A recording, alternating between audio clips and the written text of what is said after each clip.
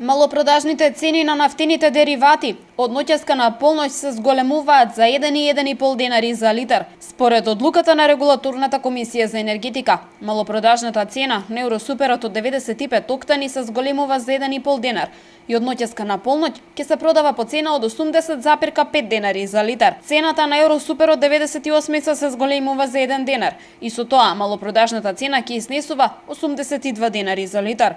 Малопродажната цена на евродизелот се зголемува за половина денар и со тоа новата цена изнесува 68 денари за литар. Малопродажната цена на екстра лесното масло за домаќинство пак се зголемува за 1 денар и новата цена изнесува 57 денари за литар, додека цената на мазутот М1 се зголемува за 1,144 денари.